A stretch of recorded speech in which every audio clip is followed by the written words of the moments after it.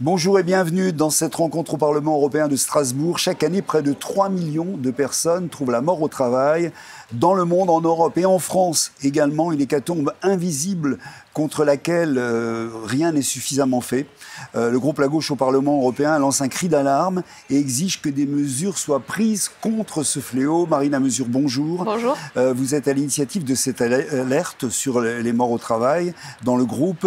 Bonjour à vous et merci d'être sur ce plateau. Je rappelle que vous êtes députée européenne du groupe La Gauche au Parlement européen. Alors, l'Europe, on le disait il y a quelques instants, directement concernée par ce fléau des accidents du travail entraînant la mort, puisque le nombre de morts au travail en Europe augmente dans la moitié des pays européens. Est-ce que vous pourriez nous rappeler un petit peu l'ampleur globale de ce phénomène des morts au travail ? Oui, déjà, effectivement, ce qu'il faut comprendre, c'est que l'Union européenne n'a très peu de leviers pour agir sur les questions sociales, mais sur la question de la santé et sécurité au travail, voilà. elle a une compétence. Sur les morts au travail, eh bien, ça se compte par dizaines de milliers au niveau européen. Comme vous le disiez, 3 millions au niveau international, 400 millions d'accidents du travail chaque année. Donc c'est un phénomène d'ampleur majeure et un phénomène effectivement qui, il y a un temps, il y a 10 ans, commençait à décroître, maintenant on retrouve de plus en plus de morts au travail au sein de tous les pays de l'Union européenne. C'est la tendance. Nous avions effectivement invité des Italiens qui nous disaient 3 morts par jour au travail. Nous sommes à peu près sur la même proportion en France, de 2 à 3 morts. C'est savoir si on intègre aussi les accidents du travail et les maladies professionnelles, puisqu'ils doivent être exclus. Donc effectivement, la situation est catastrophique au sein de l'Union européenne et de voir qu'on n'arrive plus à faire baisser les morts au travail, mais encore plus, on a une accélération, c'est-à-dire de ces décès sur les lieux de travail, c'est catastrophique. Alors ces morts au travail sont documentées avec une relative précision, d'abord puisqu'il y a des associations de familles, il y a les organisations syndicales internationales, il y a l'OIT, l'Organisation internationale du travail. Le gros du travail. J'allais dire, à quelle cause, quels sont les secteurs déjà d'activité qui sont les plus concernés à l'heure actuelle ? Alors l'un des principaux secteurs touchés, c'est le BTP, donc tout ce qui est secteur construction. Mais on peut voir aussi beaucoup de décès dans l'agriculture notamment. Donc BTP, agriculture, industrie, les marins, la pêche font aussi partie des secteurs particulièrement touchés. Et là, de plus en plus, on retrouve aussi tout ce qui est travailleurs des plateformes aussi. Des jeunes qui ont des accidents en vélo notamment. Donc il y a des nouveaux métiers qui n'étaient pas présents il y a quelques années et où on retrouve beaucoup de décès liés au travail. Alors il y a des causes évidemment à chaque fois qui sont ponctuelles par nature, mais j'allais dire, qu'est-ce que vous dites des causes structurelles qui mènent à cette situation que vous décrivez là, qui est une situation dont il faut bien voir la tendance. Je pense que vous insistez là-dessus et c'est extrêmement important. Puisque ça augmente effectivement. J'allais dire, quelles sont les causes structurelles finalement, puisque vous avez travaillé sur ces questions-là ? Bien, les premières causes, moi je viens du BTP, oui, donc effectivement le sujet m'intéresse à titre personnel parce que pendant des années on s'est battu dans le secteur de la construction sur les morts au travail et le fait de rendre visible cette hécatombe parce que, et vous le disiez bien en introduction, c'est que ces morts au travail sont traités à 99% du temps comme des faits divers et ce ne sont pas des faits divers. C'est un phénomène social lié à des conditions de travail qui entraînent à un moment donné une chute qui peut être mortelle. Je dis une chute parce que, par exemple, dans les accidents du travail dans le BTP, la majorité sont liées à des chutes. Et les chutes, c'est quoi ? Eh bien, quand vous n'avez pas le harnais parce que votre employeur vous dit il faut aller plus vite, il faut faire avec moins de personnes, eh bien, à un moment donné, vous mettez votre vie en danger et ça peut être fatal. Donc les conditions, évidemment, les conditions de travail sont un des principaux facteurs des morts au travail aujourd'hui. Le fait d'avoir moins d'inspection du travail aussi.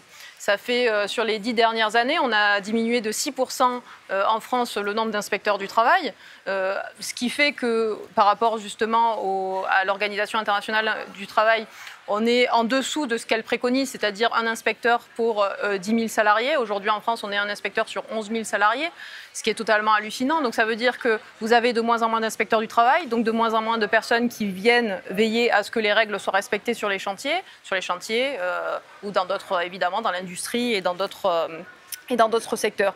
Donc, conditions du travail qui sont déplorables et qui continuent effectivement à être de plus en plus problématiques, les inspections du travail et le manque de contrôle.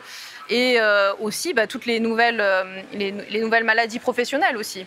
C'est-à-dire qu'on a eu pendant des années, moi j'étais rapporteur notamment sur le secteur de l'amiante, donc on a eu là une directive qui est passée récemment au Parlement, où il y a encore 90 000 morts par an au travail, et notamment des travailleurs qui sont empoisonnés par cette fibre mortelle. Et bien maintenant, vous avez de nouvelles substances cancérigènes auxquelles les travailleurs sont exposés au quotidien et qui vont provoquer leur mort dans quelques années. Donc il y a aussi tous ces facteurs-là nouveaux qu'il faut reconnaître, toutes ces substances nouvelles qu'il va falloir reconnaître. Nous, par exemple, on s'était battus pendant de nombreuses années pour faire reconnaître le bitume. Le bitume comme ce cancérigène, ce qu'on peut comprendre quand vous passez à côté de personnes qui sont en train de refaire les routes, vous sentez quand même l'odeur, vous sentez l'agressivité du bitume. Et pourtant, les travailleurs qui, 8 heures par jour, sont exposés, n'étaient pas, lorsqu'ils déclaraient un cancer, ils n'étaient pas reconnus comme maladie professionnelle. Pareil dans le bois, dans le secteur du bois aussi. Enfin, vous voyez, il y a vraiment beaucoup de secteurs. Mais donc, ces substances aussi cancérigènes doivent être reconnues.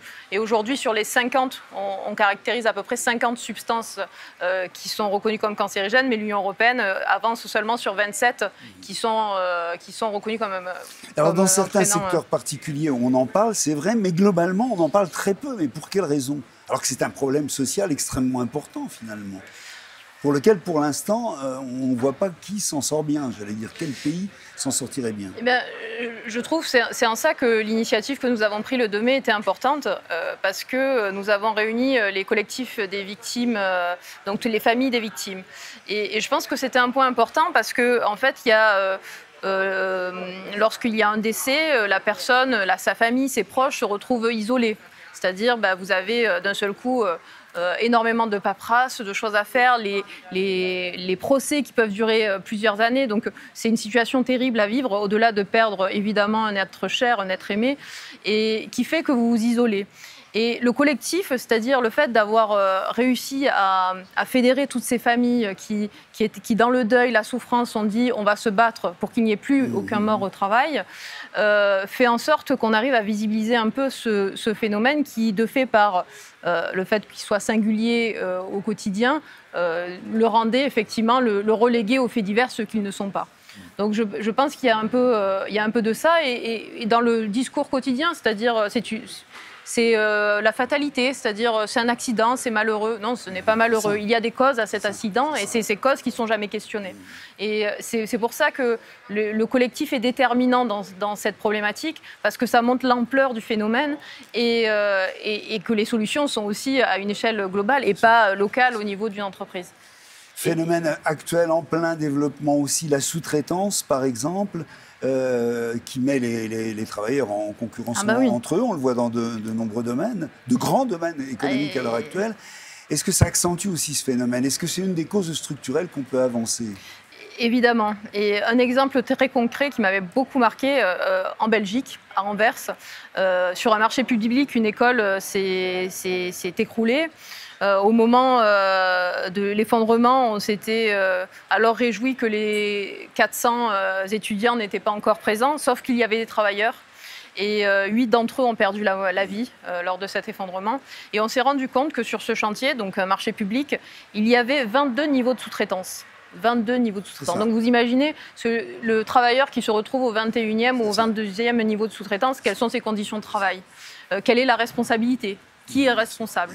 Eh bien, c'était un exemple que j'ai trouvé très marquant pour voir justement l'ampleur du dégât, parce que c'est vrai que la sous-traitance dans certains métiers est un danger imminent pour les travailleurs. Et c'est pour ça d'ailleurs que certains pays ont décidé de réduire ou d'interdire la sous-traitance. Je pense notamment à l'Espagne qui a diminué à 2 le niveau de sous-traitance dans le BTP, à l'Allemagne qui au moment du Covid a décidé de supprimer la sous-traitance dans les abattoirs, pour que justement il y ait une plus grande responsabilité des donneurs d'ordre avec leurs salariés. Donc la sous-traitance, c'est un véritable combat. Il doit être interdit dans certains cas de figure, dans certains secteurs. Et la responsabilité du donneur d'ordre doit être totale. C'est-à-dire qu'à partir du moment où on commence un chantier, le donneur d'ordre doit être responsable de toutes les personnes qu'il fait intervenir sur son chantier. En 2021, je crois, la Commission européenne avait lancé un objectif zéro mort. Zéro blessé au travail à l'horizon 2030, si je ne me trompe. Exactement, oui, 2030. C'est pas dans longtemps. Quel résultat de ce qui a été lancé, de cet objectif zéro mort lancé par la Commission européenne en 2 ans là, qu'est-ce que vous... Pour l'instant, le compte n'y est pas. C'est la vision zéro mort au travail qui aujourd'hui ne prend pas en considération notamment les maladies professionnelles. Par exemple, parce que j'en parlais récemment, tout ce qui est substances toxiques qui empoisonnent les travailleurs au quotidien, ce n'est même pas dans la proposition de la Commission.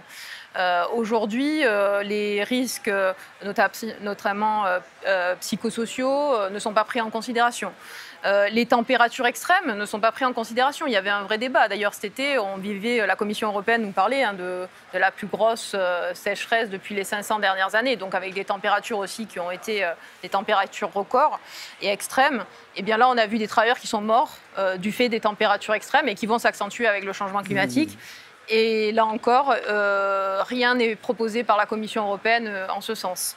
Donc, c'est-à-dire à quel moment un travailleur peut se retirer parce que la température ne lui permet pas de travailler en toute sécurité.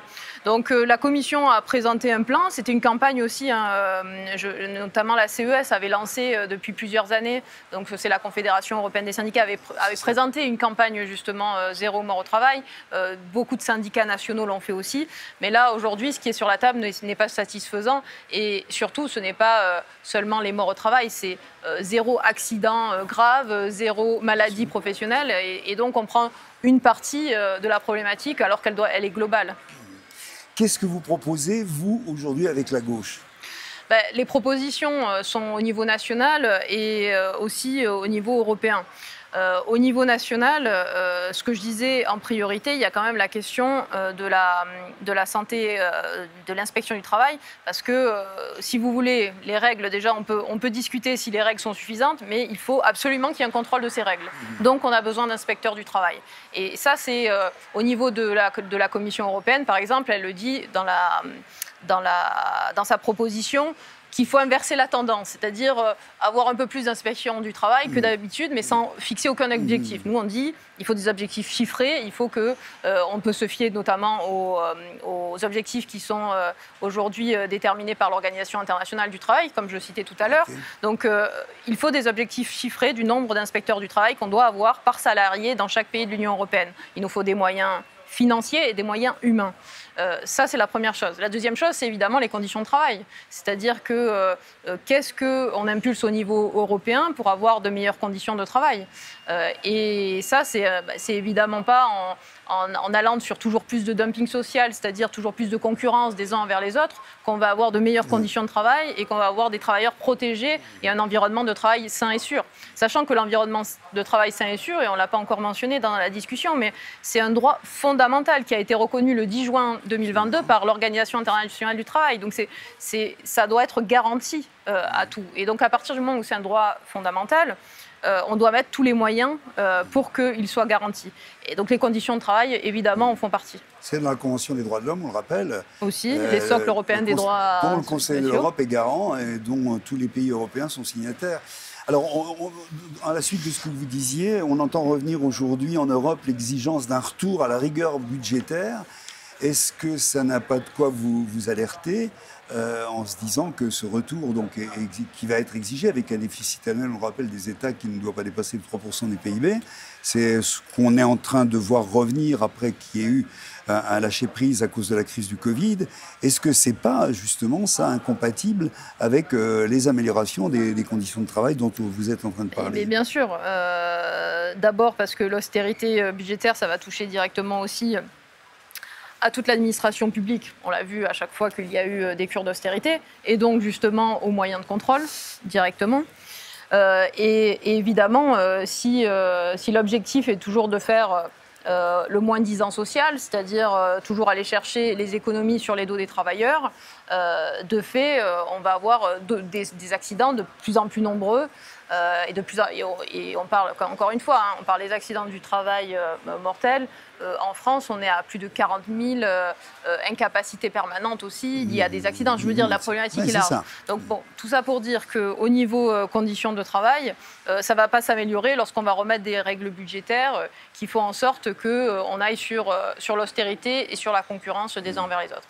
Donc moi, je suis convaincue que si on veut porter un projet ambitieux sur ces questions de santé et sécurité, il faut les remettre au cœur de notre dispositif, au cœur de nos politiques. C'est pour ça que quand je reparlais de droit fondamental, ça doit être notre objectif fixé pour les politiques européennes et nationales. On ne peut plus avoir, je crois que c'était Olivier Dussopt qui a dit encore il y a un mois, je trouve dommage qu'au XXIe siècle, il y ait encore des morts au travail.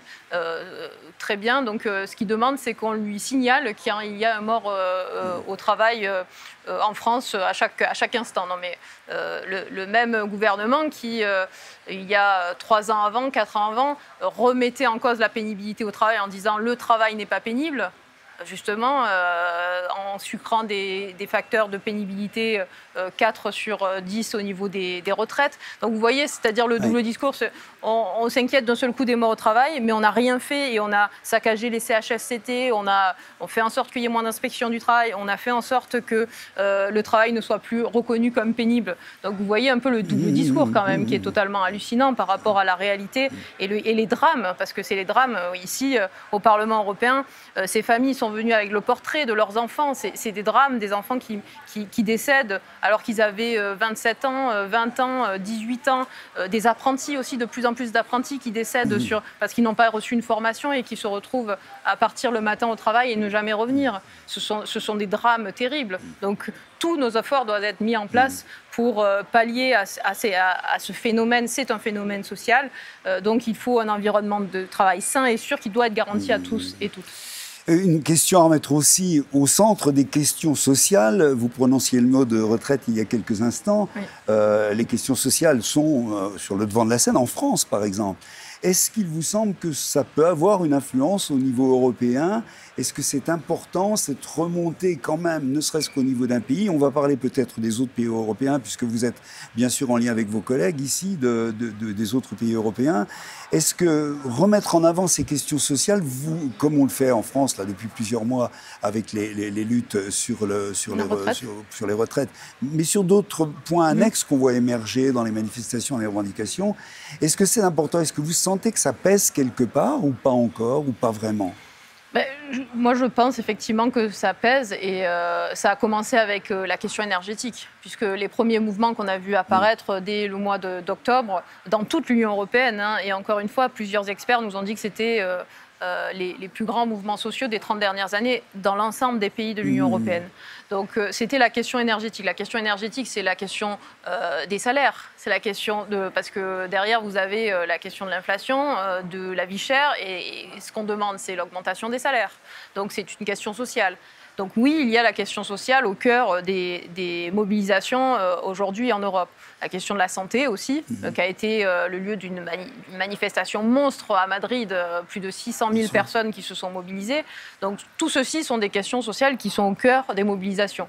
Nous, effectivement, comme vous l'avez dit, on a été mobilisés pendant de nombreux mois sur les retraites.